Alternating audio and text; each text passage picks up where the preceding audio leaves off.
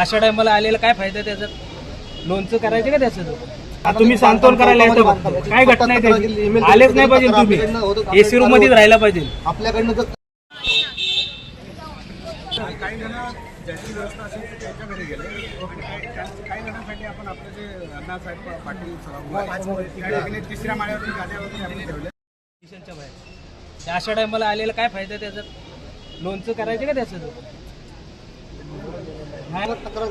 आम्ही तक्रारी देऊन कुठल्याही पद्धतीची होत नाही, असं घडतं.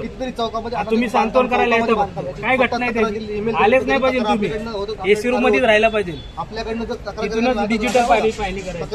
तुम्हाला माझी प्रॉपरली मेल आहे, त्यांनी आहे ना भूखंड क्रमांक आम्हाला तर आम्ही तुमच्या तक्रार करू. भूखंड नंबर टाकायची जिम्मेदारी पालिकेचीच आहे.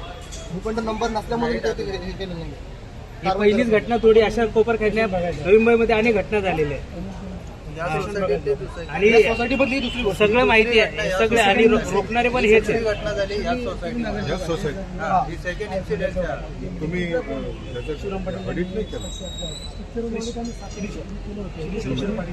काम पण करून घेतले, इंटरनल होतं स्ट्रक्चरल बाहेर काम करून आलो मी स्वतः तिथं तुमच्या दालनाच्या बाहेर. आम्ही किती वेळा बोललो, आम्हाला तुम्हाला भेटायला टाइम नसतो. ज्यावेळेस तुमची भेटायची वेळ असते त्यावेळेस पण तुम्ही भेटत नाही.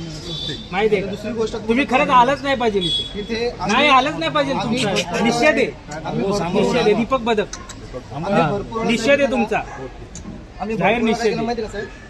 जे बाजूचे अतिक्रमण वगैरे केलं म्हणजे रस्त्याला गाड्या लावतात ना त्यांना आम्ही भरपूर सांगितलं की ते पण कसं काय, पण एखादा राजकारणी नेता तिथं जातो तेव्हा वॉर्डामध्ये लेटर तरी आता घराजवळच्या गाड्या उचलून घेऊन जातात. पण आम्ही सामान्य नागरिकांनी दिलेलं तेवढं नाही. शेवटला आम्हाला आरटीआय टाकून ते कामं करावं सर.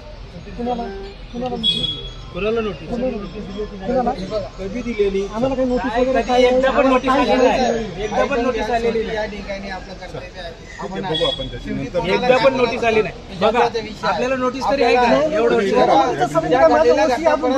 तुम्ही या बिल्डिंग मध्ये राहता? मी राष्ट्रवादी काँग्रेस पार्टीचा वॉर्ड अध्यक्ष. मी तुम्हाला साधा प्रश्न विचारला, या बिल्डिंग मध्ये नाही राहत, या प्रभागात राहतो.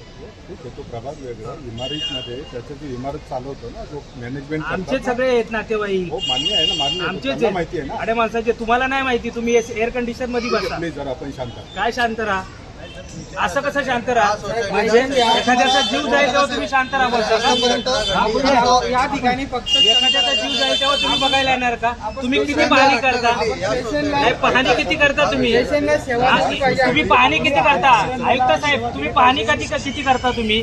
मी तुम्हाला स्वतःहून फिरवू का आता? किती स्लॅब पडणार उद्या पडतील अशा कंडिशन मध्ये लोक राहतात. लक्षात घेतलं पाहिजे की इमारत ही ज्यावेळेस नागरिक तिथे राहतो तो काय बाहेरून महानगरपालिका मॅनेजमेंट करतात तुमच्या घरात. ज्यांचे कालावधी 25 ज्यांचे ओसीला 25 झाले तर त्यांना ऑडिट करणं पालिकेचं बंधनकारक आहे. 1 वर्ष म्हणजे 25 वर्षानंतर वर्ष गेलेत का? करतात का? आले तुमच्याकडे रिपोर्ट? नगरपालिका करत नसतो. नाही, तुम्हाला घ्यावं लागतं. Please understand. मला कायदा 30 वर्षानंतर मी तुम्हाला दाखवतो कायदा. हो, तुम्ही पण 25 वर्षानंतर तुम्हाला कंपल्सरी तुम्हाला ऑडिट करणे वर्षाला.